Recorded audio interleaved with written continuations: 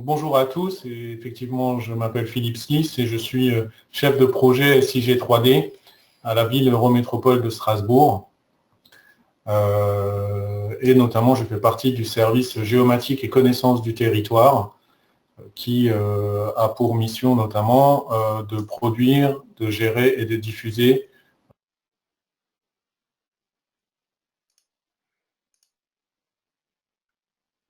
Ça y est, j'ai des coupures et des activations Oui, de le son. micro se désactive, je sais pas pourquoi, je suis désolé. J'ai essayé d'avoir un œil. Continue. Bon, ok. Et donc voilà, notre mission, c'est produire et diffuser le référentiel géographique pour l'ensemble des utilisateurs thématiques de la collectivité. Donc ce référentiel géographique essentiellement en 2D jusqu'à présent, mais voilà, que l'on fait évoluer et qui a une vraie logique d'évolution d'un SIG 2D vers un SIG 3D avec une connaissance tridimensionnelle du territoire, que l'on veut, donc une vraie évolution du SIG 2D, et que l'on souhaite aussi traiter de manière identique sur les 33 communes de l'Eurométropole et les 330 km² du territoire. À côté de cette connaissance 3D du territoire qui est pas indispensable et un prérequis, on a aussi tout de suite voulu embrayer vers le développement des usages et l'accompagnement des utilisateurs thématiques dans la 3D, alors en interne au sein de la collectivité, mais aussi en identifiant des partenaires aménageurs du territoire, promoteurs, architectes, paysagistes, je vais en oublier, et aussi le monde de la formation, de la recherche, qui sont aussi des partenaires intéressants et demandeurs d'informations tridimensionnelles. J'en profite et je pense que j'arriverai à faire un petit tour sur notre plateforme Open Data, notamment Open Data 3D, qui nous donnera accès en données libres à un certain nombre de données 3D du territoire. Vincent, est-ce qu'on me voit toujours en webcam ou Oui, il y a toujours ta webcam, oui. c'est là, je pense, je te propose qu'on la coupe Oui, et puis qu'on reste ouais, tout simplement à sur les... fait. Tout à fait. Parfait. Tu peux la couper toi ou c'est moi qui dois la couper? Alors, je vais... Non, c'est bon. Voilà, je pense que... Parfait, ouais. Merci Philippe, c'est bon. Voilà. Comme ça, on pourra se focaliser sur mon écran. Ouais. Le son fonctionnera mieux aussi. Voilà. Et donc, je souhaite en fait tout de suite vous montrer une vidéo qui présente, qui inclut dedans en fait un certain nombre de données 3D et de production qu'on a pu réaliser. En fait, on peut même presque parler de SIG 4D, puisque dans la vidéo, on va commencer en fait par toute la partie imagerie, plan et photos aériennes, qui nous permettent quand même d'avoir une connaissance de l'évolution dans le temps du territoire de l'Eurométropole. Voilà, donc c'est pas une nouveauté, mais on a quand même fait un travail pour remonter jusqu'en 1840. Ensuite, on voit que les orthophotos, en termes de résolution, de colorimétrie, évoluent. Et donc, des outils, j'étais un peu trop lent, des outils qui nous permettent aussi d'intégrer dans l'environnement existant des projets et de simuler finalement le territoire à l'échéance 2018-2020. Là, en l'occurrence, c'est déjà une vue qu'on a produite avec InfraWorks. Donc, on voit qu'on peut quand même mettre un volume de données et couvrir un territoire qui est quand même assez large dans la solution. On était sur l'imagerie classique, entre guillemets, aérienne. Là, en 2013, on a profité de l'imagerie aérienne pour en fait produire et acquérir des images aériennes verticales et obliques qui nous ont permis de produire une image 3D continue du territoire. Là encore, on a fait une première production importante à l'automne 2015 d'un nuage de points 3D classifié et colorisé avec une densité de 20 points au mètre carré et une précision absolue de 10 cm en XYZ. Là, l'outil que vous voyez, en fait, alors du coup, c'est pas Autodesk, mais Vincent m'en voudra pas. C'est un outil open source qui s'appelle Pottery et qui permet de donner accès à un utilisateur sur son navigateur web aux 10 milliards de points du nuage complet et de faire des mesures de coupe, de hauteur, etc. Et ça couvre quelle superficie, ce nuage-là? Donc là, on couvre l'ensemble du territoire de l'Eurométropole, donc les 340 km². Ah, d'accord. Et là, on voit dans cette transition douce, en fait, qu'on va maintenant passer de données qui jusqu'à présent, que ce soit l'image 2D, l'image 3D, le nuage de points, sont des données non interprétées, donc qui contiennent une information riche, mais qui nécessite qu'un utilisateur soit devant son écran et interprète l'information et en tire l'information qu'il a besoin. Et là, on passe du coup à la maquette 3D intelligente, donc là qui est déjà interprétée, les bâtiments sont individualisés, la végétation, les mobiliers urbains, et donc là, dans cette scène InfraWorks, on peut monter la scène existante, intégrer les projets, enrichir cette scène à partir de données qui proviennent de notre système d'information géographique 2D, tout ça pour arriver à une vue, si je m'arrête un petit peu, à une scène 3D dont le réalisme est quand même très satisfaisant pour intégrer du projet et pour faire de la visualisation qui va jusqu'à la visualisation piéton. Ceci ne se faisant pas sans un certain nombre d'efforts. Donc ça, c'était un premier exemple d'utilisation. Un exemple assez récent, c'était un questionnement sur différents scénarios d'aménagement d'une grande avenue. Alors, voilà, bordée de bâtiments, mais avec de la végétation existante. Et donc, une des hypothèses, c'était de mettre la piste cyclable sur le terre-plein en conservant la végétation, de mettre des voies circulables pour les véhicules légers de part et d'autre, et encore un peu plus loin dans la rue, une voie propre pour le bus à haut niveau de service. Donc là, ce sont des visuels. On a monté cette scène dans InfraWorks, ce sont des visuels qu'on produit avec InfraWorks. On a utilisé en fait là la version toute récente des routes à composants qui donnent plus de souplesse et moi qui me conviennent bien par rapport à l'usage que l'on peut faire. Donc après, que ce soit 200 mètres ou 10 km de voie, le travail à faire, c'est de décrire le profil. Ensuite, on n'a pas de problème pour le mettre en place. Donc ça, c'était une option en gardant la végétation. Et on a une deuxième simulation dans un autre scénario où en fait, on enlevait toute la végétation, on enlevait le terre-plein, on met le bus en site propre en milieu de voie et tout ce qui est cyclable et véhicule de part et d'autre. Et donc là, on simule une autre plantation, une replantation de végétation à terme. Ce qui est aussi intéressant, c'est que du coup, on peut aussi simuler des vues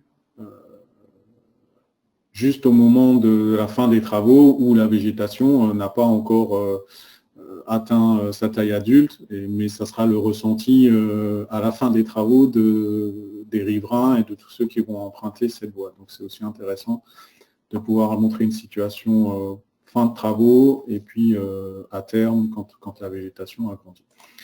Ce qu'on a aussi utilisé, un petit peu testé avec l'outil InfraWorks et puis la suite Autodesk, c'est d'être en mesure finalement de pouvoir aussi produire des vues 360. Donc on va prendre par exemple celui-là.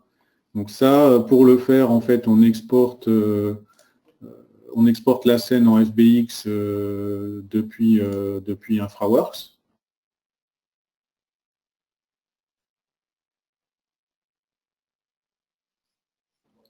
On l'importe dans... Ouais, tu exportes des modèles dans Manage. Et dans Navisworks Manage, on peut ensuite lui demander... Pardon, Oui, Vincent? tu exportes les modèles complets ou tu délimites des zones particulières dans les modèles quand tu fais ton export FBX? Écoute, là, je pense qu'on avait quand même un petit peu délimité la zone. Ouais, On n'a pas exporté forcément, oui, on n'a pas exporté toute la scène. On a exporté ce qu'il nous fallait pour le oui, rendu. d'accord. Par Euh, rapport au point de vue que tu voulais ouais, exporter. par rapport au point de D'accord. vue. Et donc ça, je trouve que c'est aussi intéressant quand même d'avoir un petit peu cette dynamique de pouvoir s'autoriser différents points de vue comparé à une image, Mm. à de l'image fixe précalculée. Donc voilà, ça c'est une possibilité qui existe. On a aussi testé un petit peu la réalité virtuelle en live dans InfraWorks, ça marche pas trop mal non plus. Donc tout ça c'est des solutions intéressantes.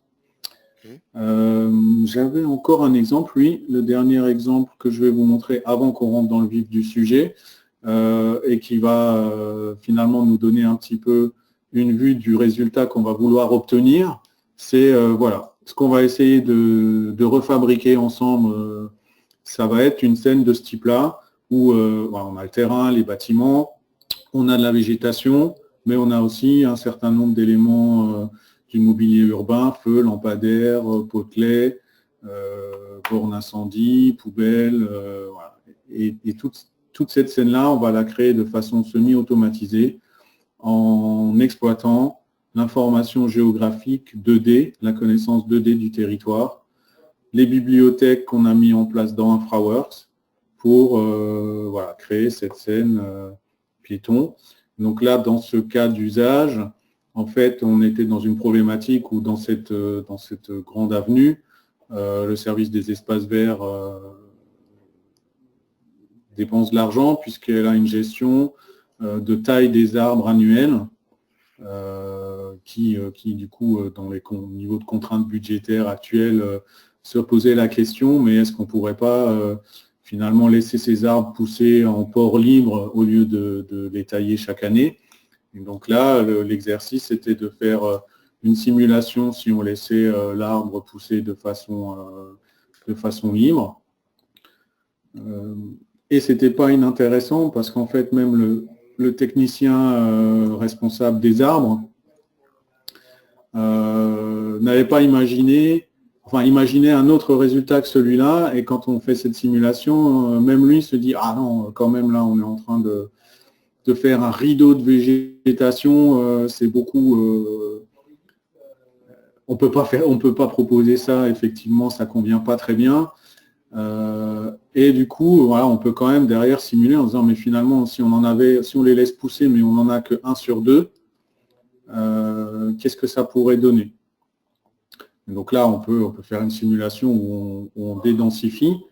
Et donc ça alimente quand même la réflexion et les échanges en se disant, bon, bah finalement, peut-être sur cette avenue, ça va être compliqué de laisser pousser en port libre, mais si on devait revégétaliser d'autres avenues dans le cadre de raménagement, peut-être qu'on recommandera plutôt de planter moins d'arbres, en tout cas de les planter avec un espacement plus important, mais du coup de s'autoriser à les laisser en port libre, ce qui coûtera moins cher en termes d'entretien et ce qui donne un résultat qui est peut-être quand même satisfaisant. Donc voilà, on a cette souplesse aussi derrière de pouvoir simuler différents états, mais surtout aussi de pouvoir les regarder d'un point de vue piéton, avec toute une richesse dans la scène 3D. Alors, je ne sais pas, je suis à peu près bon sur mon timing, donc là, tout va bien.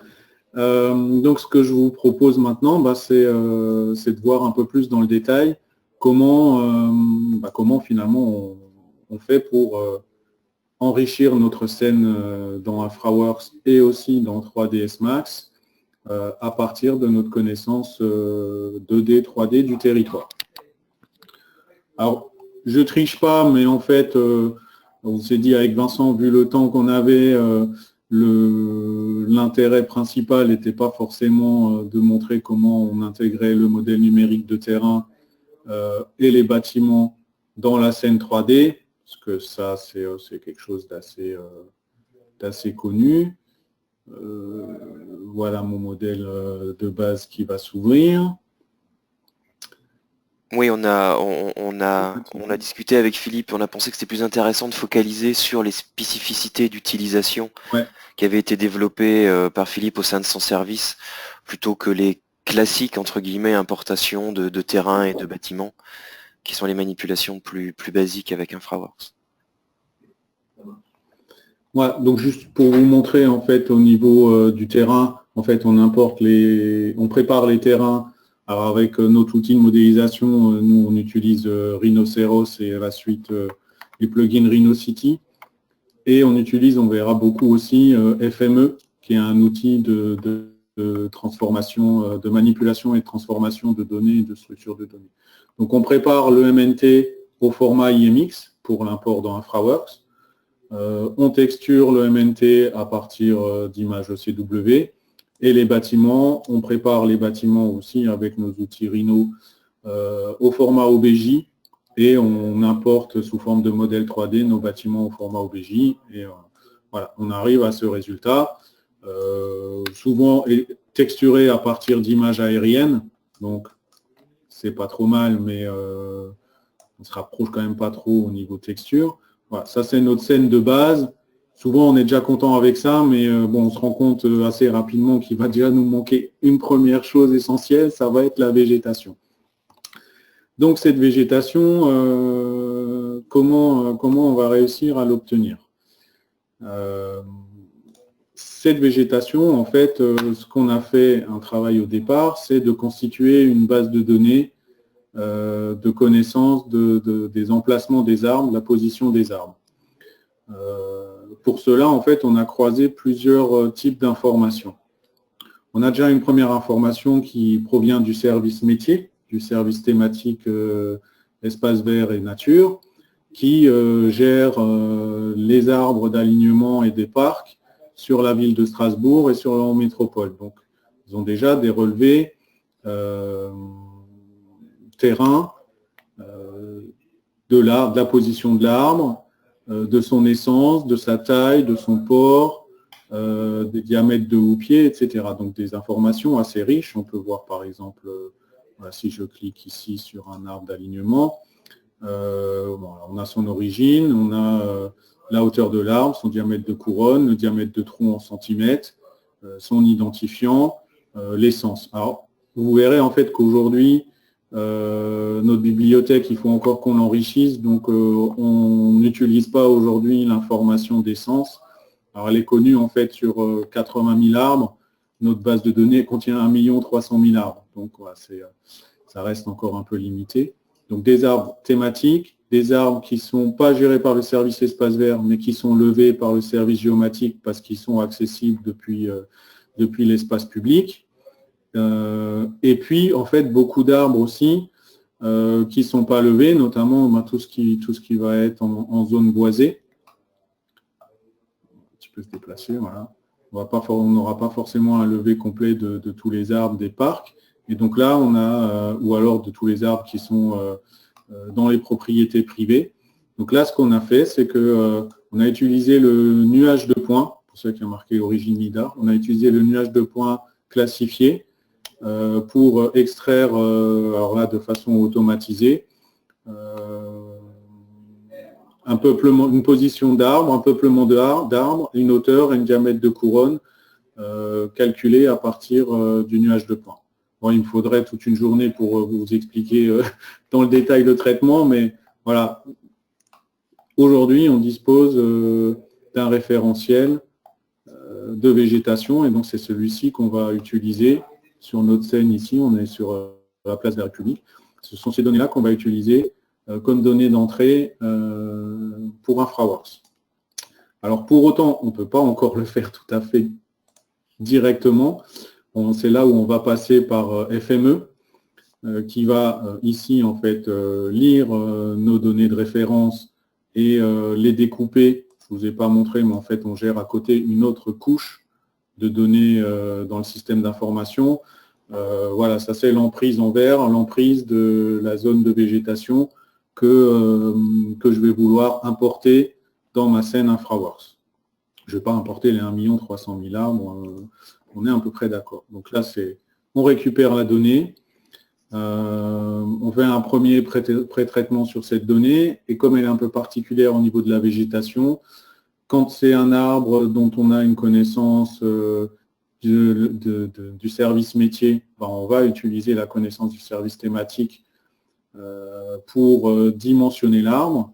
Quand on ne l'a pas, on va faire un certain nombre de traitements pour obtenir les dimensions. Au final, qu'est-ce qu'on veut? Qu'est-ce qu'on souhaite? Notamment, ça va être là. On souhaite en fait obtenir un shapefile qui va nous apporter les informations d'orientation de l'arbre. En fait, c'est une orientation arbitraire, mais c'est simplement pour ne pas planter des arbres toujours exactement dans la même orientation. L'échelle en Z qu'on va appliquer à l'arbre, l'échelle en XY, donc ça c'est pour le diamètre de houppier, le décalage et le type de modèle 3D de bibliothèque qu'on va utiliser. Donc, je vais lancer le traitement et puis je referai encore quelques commentaires supplémentaires, parce que le traitement va quand même prendre une petite minute pour arriver à terme. Donc notre numéro de dossier de contour. Je vais faire un petit truc particulier ici. En fait, on va tout de suite préparer les données aussi pour un futur import dans 3ds Max. Autant dans InfraWorks, moi j'en suis très content parce que il gère les systèmes de projection et donc les données, je peux lui fournir en entrée un shapefile géoréférencé. Autant dans 3D Studio Max et un certain nombre d'autres outils, on a vraiment intérêt à intégrer la scène le plus proche possible de l'origine 0,0. Donc c'est là où en fait on va décaler nos données pour les rapprocher proches de l'origine de la scène. Ça c'est utile pour 3ds Max. Pour ça ici que vous voyez que je fais un export shapefile, ça c'est pour InfraWorks, et on a un autre type de sortie de format CSV. Ça sera pour 3ds Max après. Donc on va lancer ça juste pour vous montrer que je ne triche pas. Dans S commun, enfin dans mon répertoire d'accueil, voilà, S commun SIG export shape, il n'y a rien. Donc je prends les risques, je vais dire Vincent, on fait en live. Vas-y. Et puis on verra bien si ça fonctionne ou pas. Bon, ça fonctionne, je ne m'inquiète pas trop. Voilà, donc là, et surtout le temps, il met un certain temps, surtout pour lire les 1 300 000 arbres.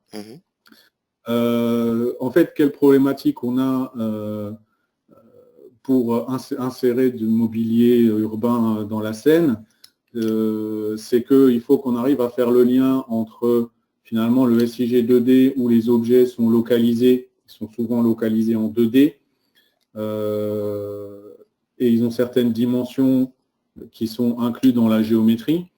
Transformer ça pour InfraWorks en des ponctuels, un ponctuel en X, Y, Z pour avoir la position de notre objet. Et pour ensuite, souvent, avoir besoin de l'orienter, d'orienter finalement après notre objet dans la scène, et puis de lui appliquer, dans certains cas, des facteurs d'échelle en X, en Y et en Z. Une particularité aussi de la façon dont on traite et on importe la végétation, en fait, vous voyez là, j'espère que vous le voyez si c'est assez grand. Ouais, je pense que c'est bon, ouais, ça va. On gère de façon différente, enfin de façon séparée, le tronc des houppiers, ce qui n'est pas le cas dans la bibliothèque par défaut d'InfraWorks.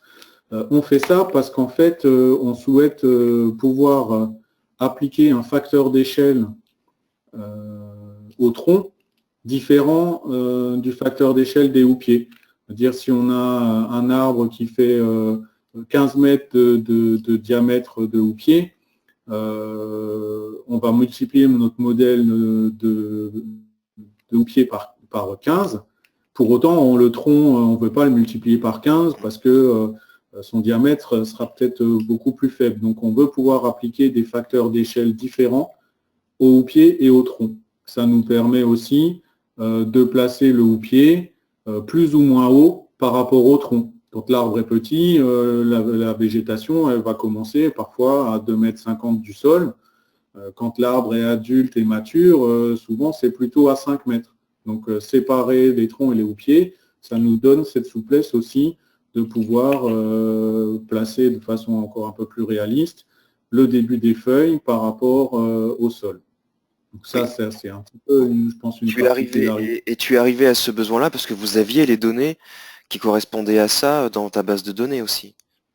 Bah oui, on s'est dit, voilà, on a la connaissance des diamètres de tronc. Donc c'était Des vraiment pour hauteurs. exploiter au maximum toutes les données sources que vous aviez sur la Ouais, végétation, sur les arbres du ouais, territoire. ouais. Donc voilà, on a essayé d'utiliser un peu tout ça et ça, on verra après que notamment pour les feux tricolores, ça nous donne aussi beaucoup de souplesse. Donc voilà, on s'attend bien, on va bientôt réussir à avoir nos données. On va bien avoir à traiter les troncs et les houppiers. Alors du coup, en attendant que nos données arrivent à terme, ce qu'il faut quand même voir, c'est que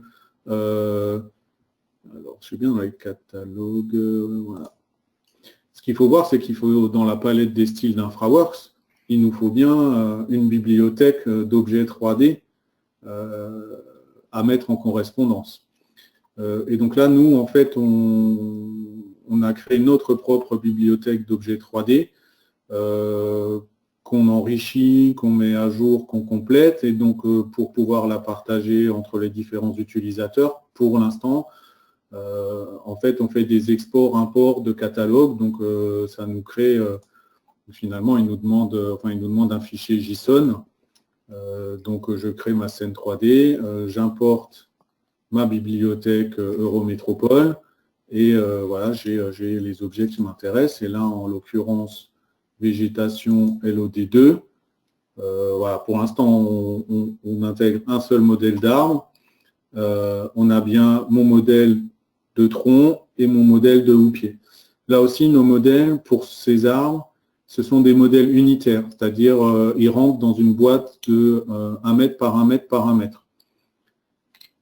Et donc le facteur d'échelle, si je veux faire un arbre de 10 mètres de haut, dont le houppier, dont la végétation commence à 3 mètres du sol, donc en fait je vais avoir un houppier qui va faire 7 mètres de haut, donc mon échelle en Z, ça sera 7.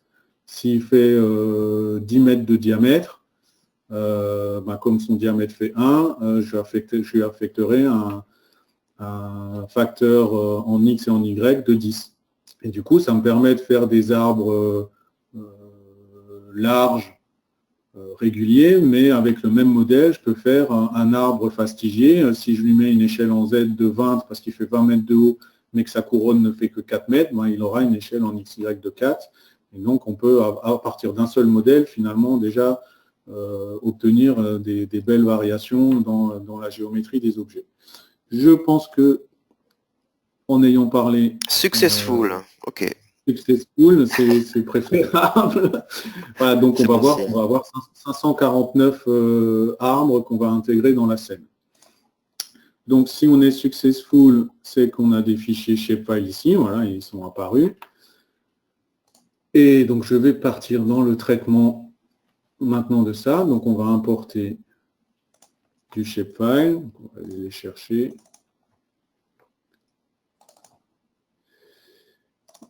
Chercher en shapefile. Donc, on va faire les houppiers, ça sera sûrement plus parlant tout de suite. OK. Mais donc, il faut bien que je les configure.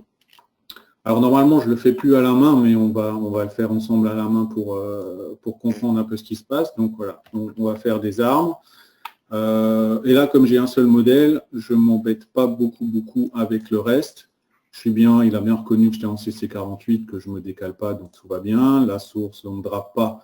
Je n'ai peut-être pas précisé, mais en fait, nos arbres, ils sont positionnés en X, Y, Z, donc on ne va pas les draper.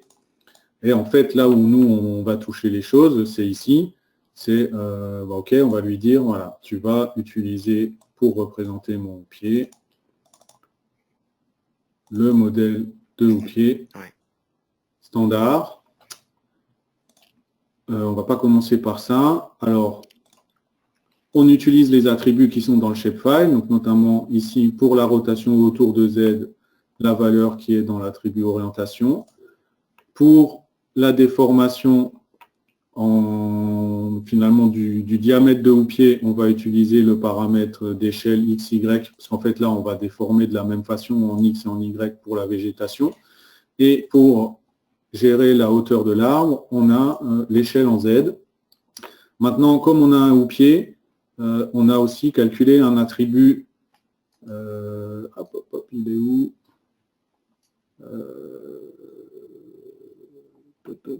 C'est celui-là, voilà, décale hauteur, donc qui va nous positionner le houppier par rapport au sol.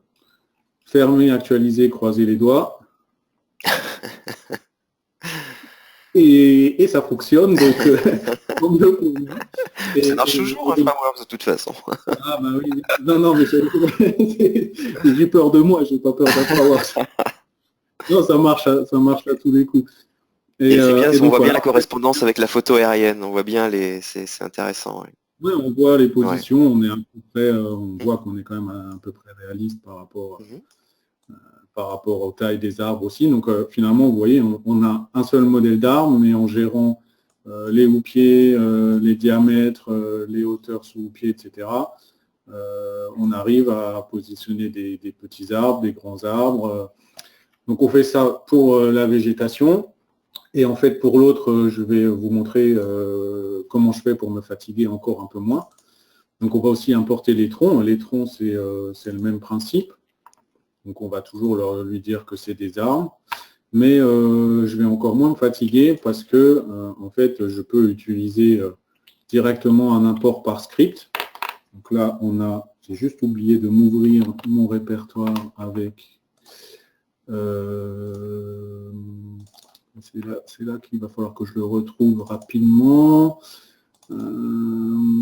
Outil, non, il n'est pas là. Il est où? Voilà, c'est ça. H. On range bien nos choses. Je savais que j'en avais oublié un dans l'affaire. Bibliothèque, données de référence, bibliothèque, pour InfraWorks, voilà, les scripts. Donc là, je vais retrouver mon script des troncs. Alors, du coup, je vais juste faire, en fait, voilà, c'est un petit peu manuel encore. Oui, je fais un copier-coller de mon script des troncs. Je vais aller remplacer ce script-là.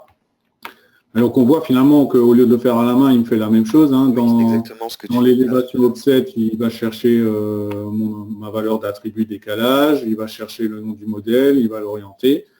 Donc si je fais fermer, actualiser, voilà mes troncs, mes arbres, les troncs ayant des facteurs d'échelle qui ne sont pas toujours proportionnels aux facteurs d'échelle des houppiers. À la limite, je vous propose, est-ce qu'il y a des questions? Alors, non, je vais, j'en profite, je vais retenter d'ouvrir vos micros. Donc, soyez prudents, parce qu'on va entendre ce qui se passe autour de vous. On va essayer de continuer la session en ouvrant vos micros. Si sur ce produit, bon, bah, vous avez pas mal de monde, mais vous avez beaucoup de produits de ce genre ou c'est... D'accord, ok. Alors, oui, visiblement, tout le monde n'entend pas. Ça, je me doutais que ça allait être folklorique. Ouais. Sinon, donc, alors, je vais revenir sur cette idée et écrivez dans le panel dans la boîte de dialogue pour les questions. Voilà, donc c'est là. Comment une première question, la gestion des ombres. Comment gères-tu les ombres? Alors, je te laisse répondre, mais effectivement, il y a deux aspects. Il y a l'ombre que génère automatiquement le modèle, et il y a l'ombre qui est sur les photos aériennes. Ouais. Bah, donc l'ombre des photos aériennes, on la gère pas. Hein, c'est l'ombre à l'instant T de la photo. Après, voilà, hein, ciel, soleil et ciel. Donc là, moi, je sais on avait fait ça. Voilà, c'est un moyen de recaler à peu près la période à laquelle la photo aérienne a été prise. Mais effectivement, oui, on a toujours ce décalage sur l'ombre de la photo aérienne. On peut pas la modifier. Et Ouais. InfraWorks génère lui-même ses ombres, donc on peut avoir parfois effectivement des rendus un peu incohérents sur ce plan-là. J'ai pas trouvé il n'y a pas de recette miracle pour Non. ça. Maintenant, il faudrait nettoyer les ombres sur les photos aériennes, c'est un travail titanesque. Non, non, on le fait jamais. C'est pas possible. Bon, le temps avance super vite. Vas-y, vas-y. C'est quand même intéressant que... alors peut-être je vais vous montrer quelque chose dans un premier temps d'assez simple. Quelque chose d'assez simple, c'est si on voulait intégrer déjà finalement les poubelles. Donc, qu'est-ce qu'on va faire si on veut intégrer les poubelles? On va utiliser que du shapefile. Là, je vais lancer le traitement. Donc là, il va aller lire dans ma base de données SIG2D toute la classe des poubelles. Il va me garder que les poubelles qui sont dans ma zone d'intérêt. Et là, aujourd'hui, mes poubelles sont en 2D. Donc ici, en fait, le traitement va affecter un Z à partir du nuage de points LIDAR pour que je puisse avoir des objets, enfin des points en X, Y, Z. Et derrière, je vais lui faire le lien avec le nom du modèle 3D de la bibliothèque que j'ai intégrée dans InfraWorks. Donc j'ai toujours un shapefile. Donc là, lui, il a fini parce que la base est plus courte. Donc, je vais aller ouvrir mon shapefile des poubelles. Et voilà, je vais repasser au script directement. On va pouvoir regarder dans le script finalement ce qui se passe pour les poubelles. Les poubelles. Voilà, finalement, dans les poubelles, on lui dit quel modèle utiliser et du coup les paramètres d'orientation, même si là, notre poubelle, celle que j'utilise, elle est de révolution ou autour de l'axe vertical. L'orientation n'a pas trop d'impact. Ouais. Et finalement, même à la limite, les échelles X, Y, Z n'ont pas de sens en soi parce que voilà, la poubelle, on la met, le modèle de poubelle. Oui, il y a un modèle. Il n'y a pas plusieurs tailles de poubelle. Il n'y a pas forcément de sens. Donc, vraiment, à la limite, si je le faisais à la main, simplement, je dis que c'est du mobilier urbain. Et dans la table, la seule chose que je vais faire, c'est finalement de lui attribuer le style manuel de mon objet de bibliothèque mobilier.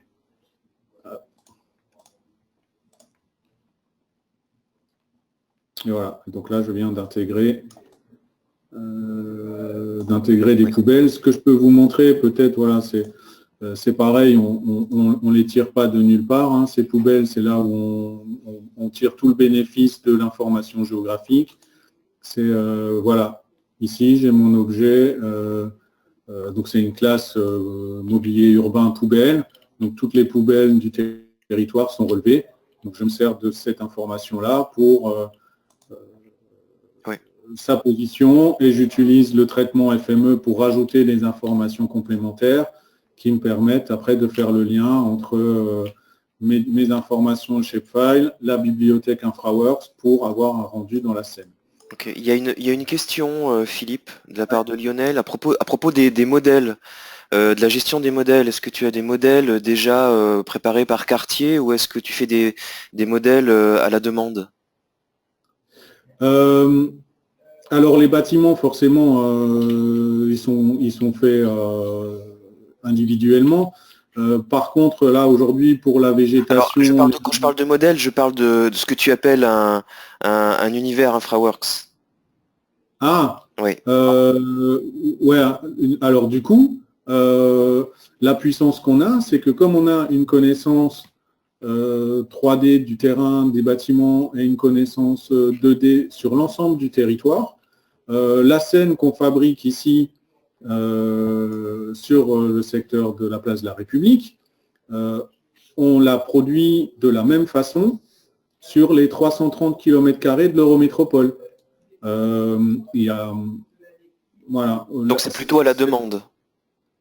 Cette scène standard, on est capable de la produire en moins d'une demi-journée, de la monter dans InfraWorks en moins d'une demi-journée, partout sur le territoire. Donc on va la créer et passer les processus qu'on voit ensemble ce matin sur les secteurs dans lesquels on a besoin de faire des simulations ou des rendus 3D. Donc c'est plutôt à la demande. Tu n'as pas déjà des modèles préparés par quartier, etc. C'est en fonction des demandes, des besoins, là où il y a un intérêt à utiliser la modélisation 3D, tu es en mesure de générer en une demi-journée un modèle InfraWorks sur n'importe quelle partie du territoire.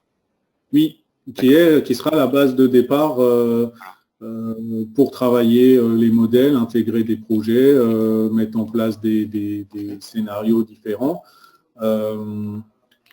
Pourquoi aussi on fait ça? C'est quelque part, cette scène-là, c'est la différence entre la donnée et un produit. Ça, c'est un résultat, c'est un produit, c'est une scène 3D. Pour produire ce résultat, on fait appel à des données. Les données, du coup, c'est toute l'information 2D du système d'information géographique, c'est le nuage de points 3D. Et donc, en fait, il n'y a pas de raison d'essayer de produire des quartiers prêts à l'usage, parce qu'en termes de mise à jour, ça va être compliqué. Or là, on produit la scène à un instant T. Voilà, enfin, c'est pas si. Ces données-là 2D sont mises à jour. S'il y a une mise à jour des arbres, s'il y a des poubelles qui sont rajoutées, des bancs, etc., on fait l'export, on importe dans la scène, ces mises à jour, elles sont là. Donc, on fait voilà, on va pas faire des scènes prêtes à... Elles sont prêtes à l'emploi, mais elles ne sont pas stockées pour être chargées. On les fabrique presque à la volée. À la demande, oui. D'accord. Ok. Ça passe super vite. Du coup, on va faire un des cas les plus compliqués. On va faire les feux tricolores. Parce que là, il y a aussi une particularité qui est assez intéressante. Et après, je veux surtout aussi vous montrer comment on peut faire la même chose. Dans la foulée, une autre question sur cette histoire de mise à jour. Est-ce qu'il n'y a pas une possibilité de synchronisation avec FME? Je pense que l'idée derrière, c'est est-ce qu'une fois qu'un modèle est fait, on ne peut pas faire en sorte, juste en relançant une synchronisation, que le modèle soit mis à jour si ta base de données SIG a évolué? Ouais, alors en fait, aujourd'hui, j'aurais envie de répondre qu'il faudra qu'on relance un traitement FME produire le shapefile. Mais par contre, après, effectivement, si on reproduit le shapefile et qu'on écrase l'existant, je vais sur végétation ou pied, je fais resynchroniser.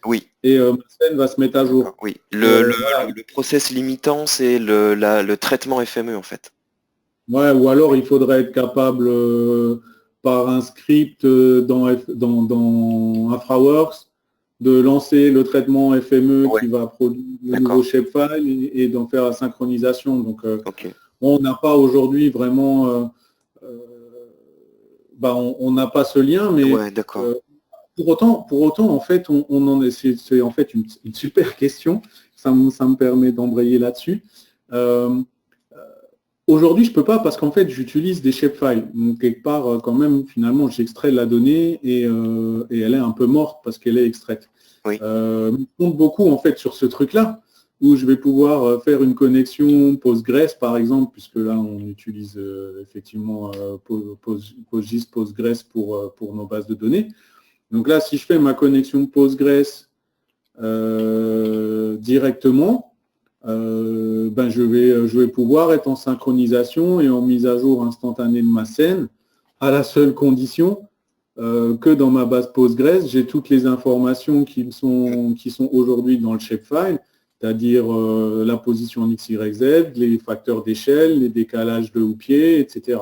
Ça, aujourd'hui, on est en train de faire évoluer nos bases pour qu'elles contiennent les informations qui permettent une visualisation directe et instantanée dans des outils comme InfraWorks. Donc, ça sera oui, quand en fait on pourra connecter via base de données et pas via des imports shapefile. Et moi, ça me permet de rebondir sur autre chose. Je pense que la plupart d'entre vous, vous avez entendu parler du partenariat avec Esri. On devrait voir apparaître prochainement des connexions beaucoup plus simplifiées, natives, avec des bases de données Esri depuis InfraWorks. Ça, c'est encore quelque chose. C'est en cours de réflexion, cours de préparation. On devrait avoir des résultats dans les mois qui viennent. Il y a une autre question, Philippe, qui concerne les bâtiments. Comment est-ce que vous avez modélisé les bâtiments pour les voir tels qu'on les voit dans le modèle là, dans le modèle InfraWorks? Donc là, les bâtiments, la donnée source, ce sont les polygones 3D de toiture. Ces polygones 3D de toiture, ils ont été obtenus par photorestitution.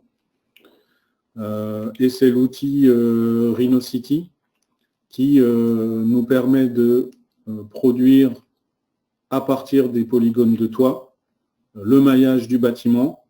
Et on utilise également le plugin Rhinocity pour texturer de façon automatique les toits et les façades à partir des clichés aériens géoréférencés. C'est quel format que tu récupères après ce traitement pour l'amener dans InfraWorks? Après ce traitement, c'est un maillage de bâti texturé que j'exporte en OBJ et c'est cet OBJ, ce bâtiment-là, ce bâtiment-là, ce bâtiment-là. Ça ressemble beaucoup au process CityJML? Bah écoute, au lieu d'exporter en OBJ, je pourrais exporter en CityJML. Oui, Lionel fait la même réflexion en même temps que moi. Ouais. Oui, je pense que depuis Rhinoceros, tu peux faire du CityJML, mais oui. vu le rendu que tu as, c'est très très très proche. À mon avis, la différence serait qu'avec le CityJML, tu dois pouvoir associer des attributs particuliers par rapport à l'OBJ. Là, je suis pas expert, je saurais pas dire, mais en termes de rendu, c'est très très proche par rapport au test qu'on peut faire. Voilà. Il y a une remarque supplémentaire, la différence c'est l'association avec une base de données. Ok. Ouais. Alors, donc, je pense que ça répond à la question pour les bâtiments. C'était Eric qui posait la question. Sinon, en fait, moi, je peux prendre du temps après la présentation, hein, avec ceux qui le souhaitent. Si tu laisses le canal, oui, il y a ça. Et puis, l'idéal, c'est il reste le forum. Hein. Vous pouvez après continuer des échanges sur le forum. Toutes les personnes qui sont particulièrement intéressés par la présentation, n'hésitez pas, soit vous contactez directement Philippe après la session. L'idéal pour que tout le monde en profite, ce serait d'engager des thématiques de discussion sur le forum du groupe. Voilà, okay. je te laisse continuer. Ouais, alors les feux, voilà, pour les feux, on va retrouver des choses particulières et notamment, on va en fait aller chercher les informations dans la connaissance métier, puisqu'on a un service qui s'occupe de la gestion et de la régulation du trafic. Donc eux, ils ont une base de données qui recense les supports de feu, qui recense ensuite est-ce qu'il y a un feu tricolore, est-ce que c'est un feu tram, est-ce qu'il y a un feu piéton dessus, est-ce que c'est une potence de feu avec un feu pour les voitures en bas et un feu déporté plus haut pour... Oui, il y a pas mal de configurations possibles. Ouais. Et donc, on s'est dit, on peut pas faire une bibliothèque, c'est ça que je vais vous montrer, en fait, on ne peut pas faire une bibliothèque avec toutes les combinaisons possibles de type de feu, feu simple, feu avec piéton, feu avec... enfin voilà. Et donc, ce qu'on a fait dans la bibliothèque, c'est qu'on a tout séparé. On a le potomât droit de 3,50 m, le potomât de 2,80 m, le poteau cross. Ensuite, on a les feux tricolores, les feux tram, les passages piétons, tous ces éléments-là. Et donc, dans mon shapefile, quand je vais faire le lien, donc je vais lui redire que c'est du mobilier urbain. Là, si vous me permettez, on va passer par le script parce qu'il y a un tout petit peu plus de traitement. On va regarder en fait ce qu'il y a dans le script des feux Sirac. La particularité, c'est sur la façon dont, en fait, je vais écrire une règle de style dynamique puisque je sais lui donner le chemin de ma bibliothèque et ensuite le nom du modèle à utiliser dans la bibliothèque. C'est une valeur qui est dans mon attribut modèle 3D et qui correspond exactement au nom de mon fichier dans la bibliothèque. Ensuite, ce qui est important aussi, c'est l'orientation de mes objets. Donc, si je copie ce script dans ma définition.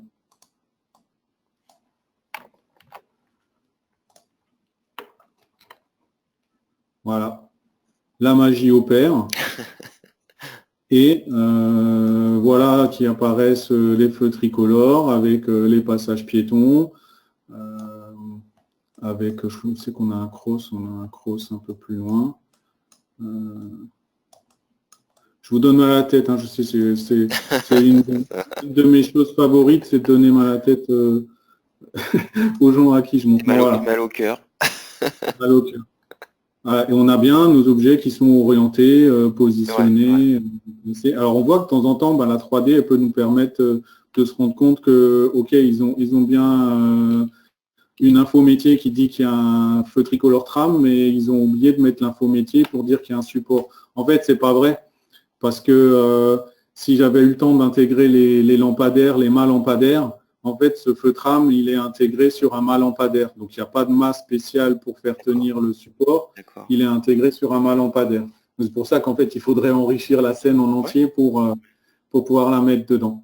Donc, bon, vu le temps, il faut que je m'arrête là sur InfraWorks, mais ce principe-là qu'on utilise pour la végétation, le mobilier, en fait, on le reproduit en X exemplaires en fonction de la donnée SIG qu'on veut intégrer. Je voudrais quand même vous montrer comment on peut faire ça dans 3ds Max, parce que je suis assez content d'avoir trouvé ça. Puis on va le faire sur la végétation.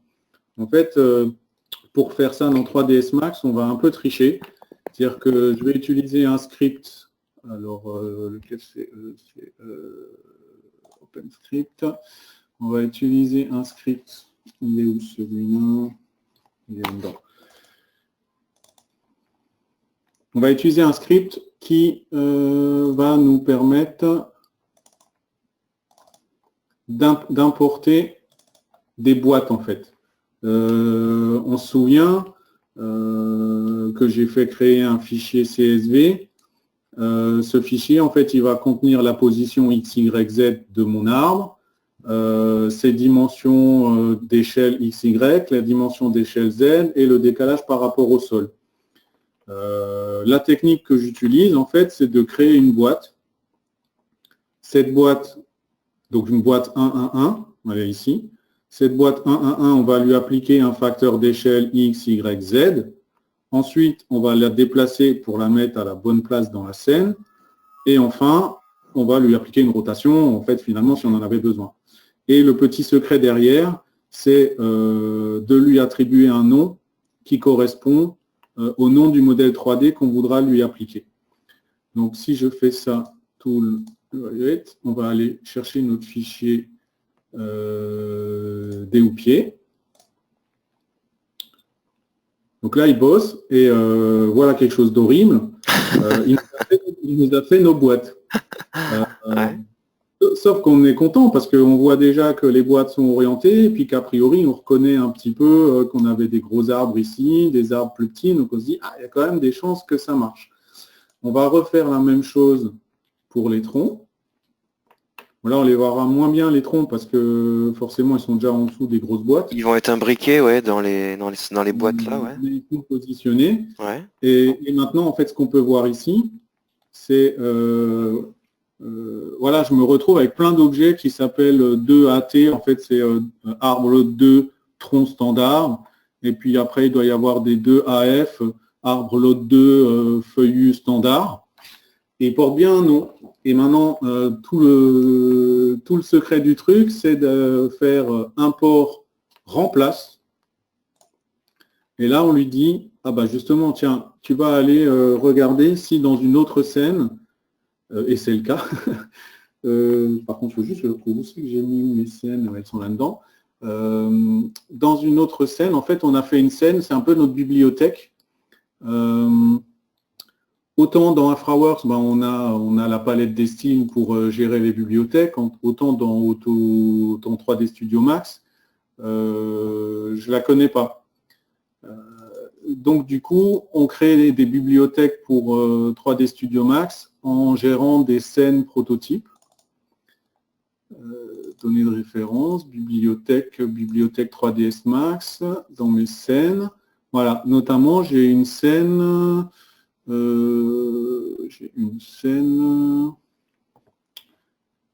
arbre lot 2.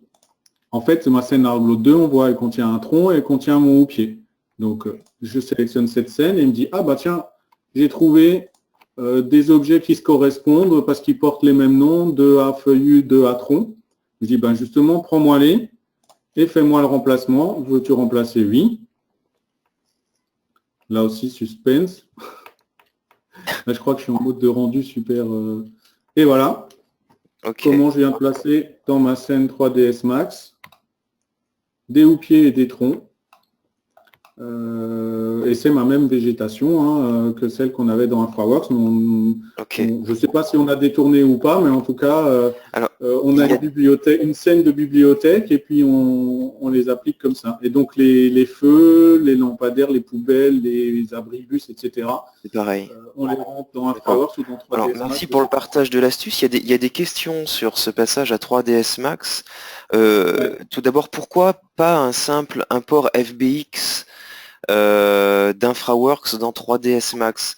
Et derrière, je pense que la question c'est quel est l'intérêt de 3ds Max par rapport au modèle que tu peux faire dans InfraWorks? Ouais. Alors, pourquoi? C'est que, en fait, historiquement, nous, on a commencé par utiliser 3D Studio Max, on est venu à InfraWorks un peu plus tard. Ouais. Donc déjà, il y avait un terrain d'utilisation de 3ds Max. Une raison un petit peu historique. Ouais. Ensuite, parce que, tel que je le considère moi, ce sont des logiciels complémentaires et InfraWorks, il se situe pour de l'aide à la conception. C'est un outil qui est quand même assez intuitif, donc on fait plutôt démarrer les gens qu'on accompagne sur InfraWorks. Souvent parce qu'ils sont dans des étapes de connaissance du projet en avant-projet sommaire ou avant-projet détaillé. Donc InfraWorks est très très bien pour ça. Ou alors, oui, il y a vraiment une orientation conception et aide à la décision. Ouais.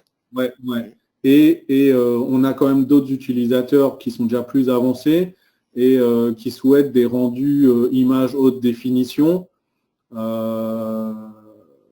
qu'InfraWorks ne permet pas forcément en termes de rendu. On est quand même sur un moteur qui a besoin d'être efficace et du coup qui fait un petit peu l'impasse sur certaines choses. Donc quand on veut du rendu haute définition ou quand on veut faire du film haute définition, on passe sur 3D Studio Max.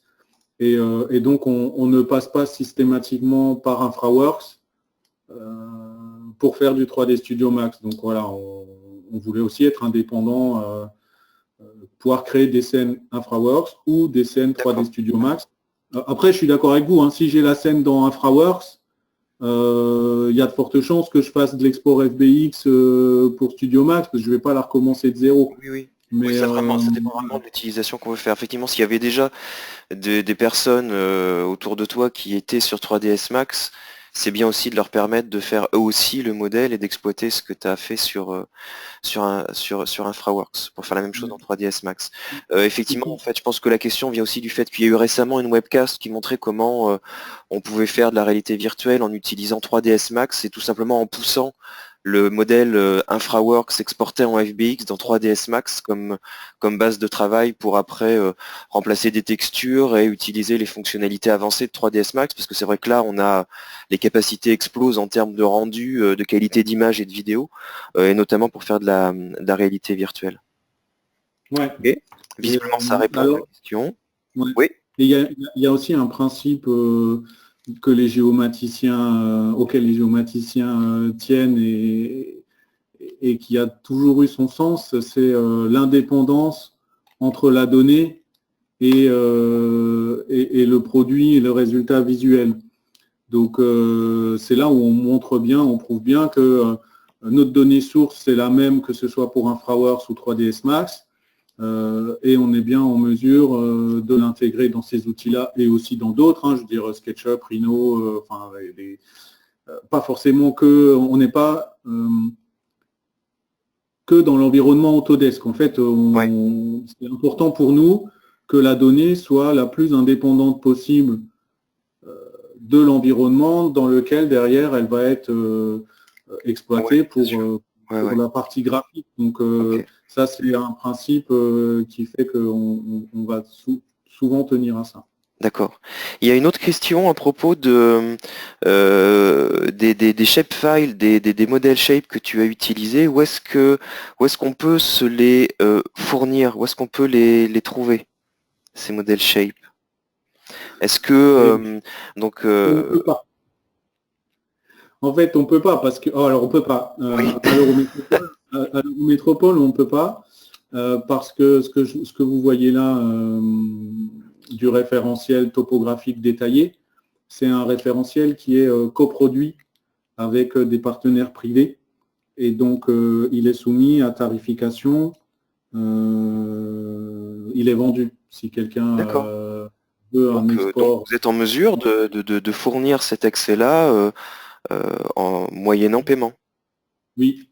Et tu as une idée de l'ordre de grandeur du prix si, par exemple, une société serait intéressée pour utiliser les données détaillées qu'il y a dans votre base de données pour faire n'importe quel exercice sur un quartier, sur une rue, comment ça fonctionne, la tarification? Tu as ça en tête? Non, je n'ai pas en tête, mais en fait, du coup, on va passer juste sur ça. Ça me donne ce truc-là. En fait, oui. Là, du coup, on est sur 3d.strasbourg.eu, donc déjà la plateforme Open Data. Oui.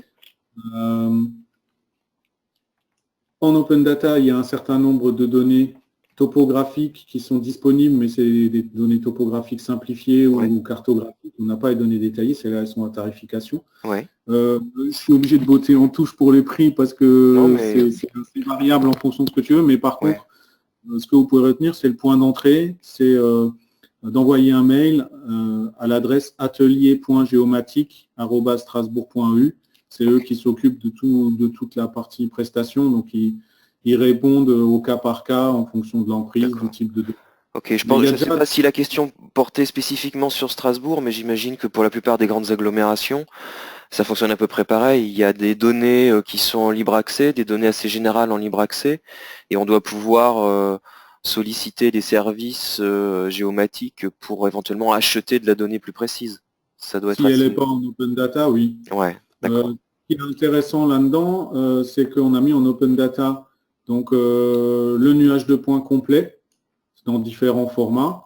La maquette 3D, donc sur toute l'Eurométropole, vous pouvez télécharger le modèle numérique de terrain, les ouvrages d'art, les bâtiments, le shapefile des peuplements d'arbres, celui-là est disponible.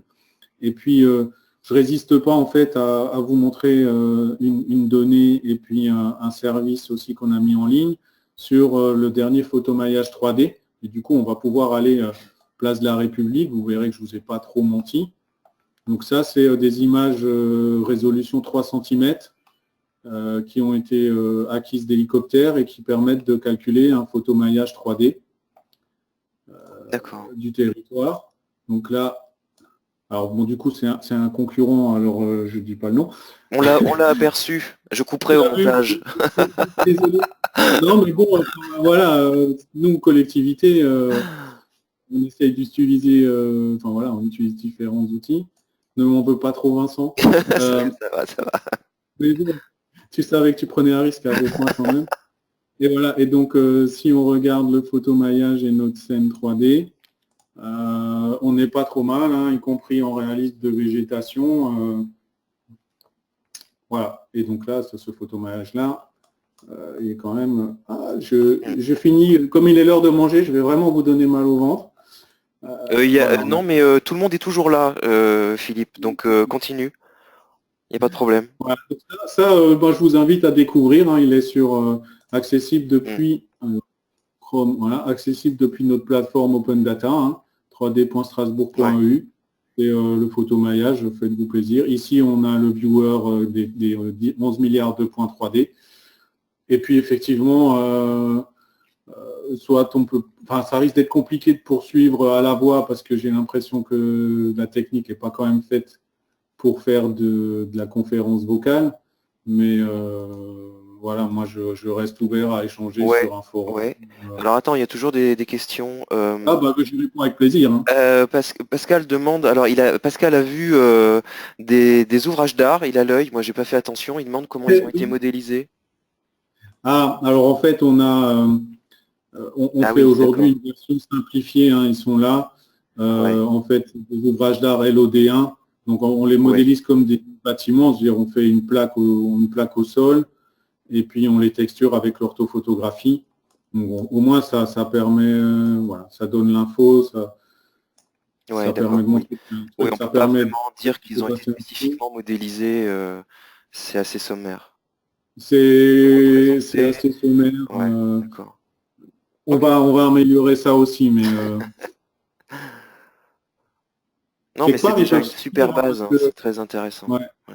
ils peuvent suffire parce que Oui, finalement, l'ouvrage, c'est ça. oui, Dessus, nous, on a par exemple dans la base de données, s'il y a une rambarde ou un muret, on l'a. Donc, on va plutôt ajouter la rambarde, le muret à partir de modèles et compléter le pont avec les bibliothèques plutôt que peut-être de les rendre trop lourds en mettant tout ça oui. Après, dans un peut-être que module. sur des ouvrages particuliers, des ouvrages un peu plus exceptionnels, Oui, historiques ou quelque chose comme ça oui, vaudrait le coup de les modéliser spécifiquement pour les inclure dans les modèles, mais peut-être pas systématiquement. Si c'est une passerelle simple, ça mérite moins de faire l'effort.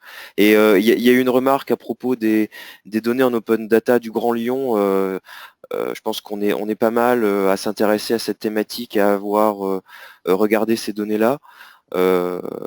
Et en fait, ce qu'ils ont fait, c'est beaucoup de sites IGML et y compris les ouvrages sont modélisés spécifiquement sur l'agglomération du Grand Lyon en site IGML. Mais c'est une autre approche qui est aussi intéressante. Mais en tout cas, ce que tu as présenté, moi je connaissais déjà et je trouve ça vraiment super intéressant. Si vous avez encore des questions, tant que Philippe est connecté, n'hésitez pas. ah bah, je reste autant que de besoin. C'est toujours un plaisir, donc on m'arrête pas, hein. Oui, tu as des félicitations de William, déjà. Euh, voilà. On va abandonner l'idée des micros parce que j'arrive pas à ouvrir les micros de tout le monde en même temps. Voilà, donc si vous avez des questions, continuez à poser des questions tant qu'on est connecté avec Philippe. Sinon, bah, je vous laisse vous déconnecter et je vous souhaite un très bon appétit. Et merci encore d'avoir assisté à la présentation. N'hésitez pas à aller sur le forum pour engager des conversations avec Philippe. Je pense que ça intéressera beaucoup de monde. Autant profiter du forum du groupe pour que tout le monde puisse en profiter et puisse participer aux échanges. Je pense que Philippe sera très content de continuer les conversations. Euh, voilà, moi je pense qu'il n'y a plus vraiment de questions, il n'y a plus que des félicitations. Ben, merci beaucoup. Alors attends, si Bertrand pose encore une question. Euh, Ok. Comment modélises-tu tout ce qui est voirie, plateforme, tramway, etc. Euh, alors, ben là, on le voit là-dessus. En fait, aujourd'hui, on les modélise pas, hein. C'est-à-dire, Oui, il n'y a rien de c'est spécifique sur ces objets-là. Ils c'est sont intégrés dans la l'imagerie. topo.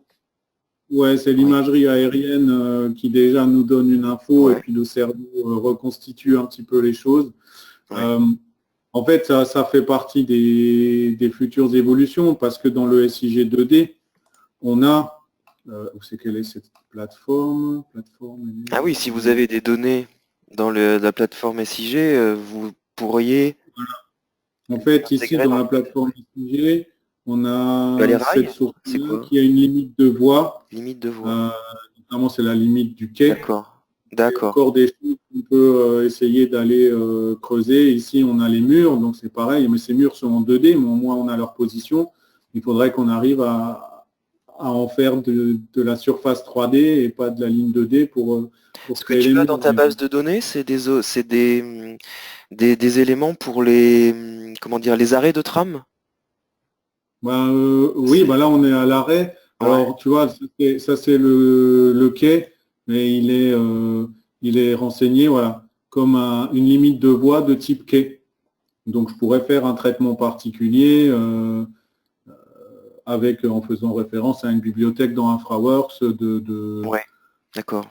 de bordure de quai particulière pour les trams. En fait, on n'est pas encore au bout de l'exercice de faire encore un lien plus fort et une évolution vers l'avant, vers le SIG 3D, que ce mur-là ne soit pas juste une emprise 2D de mur, mais soit bien une surface 3D, un polygone 3D du haut du mur, qui me permettrait derrière de générer des modèles 3D intégrables dans mes outils de visualisation 3D. Donc, on a encore du travail là-dessus pour faire évoluer notre connaissance 2D en une vraie connaissance 3D. Ah oui, sur cette base-là, il y a encore pas mal d'exploitations possibles. Ouais, Oui, tout à fait. oui. Ouais. Très bien. Mais quelque part, on a largement prouvé, on a largement fait la preuve de concept que c'était très performant et que ça valait le coup de se fatiguer à créer des bibliothèques et à faire enrichir nos données 2D pour en permettre une visualisation temps réel dans des outils comme InfraWorks en l'occurrence. Voilà. Ok. On va continuer dans cette voie-là. Bien, merci beaucoup Philippe, c'était vraiment très intéressant. Et il y a de très bons commentaires. Je pense que tout le monde te remercie de ce partage et d'avoir présenté ça. Je pense que là, on va stopper la session pour ce matin. On va aller déjeuner. Merci encore. Je vais couper le GoTo webinaire.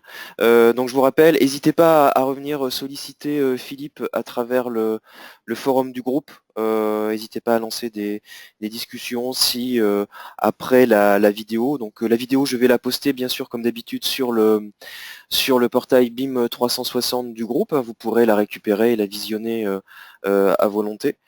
N'hésitez pas, hein, si vous avez des réflexions qui viennent a posteriori, relancez Philippe. Plutôt sur le forum, ce sera intéressant de partager ça avec tout le monde.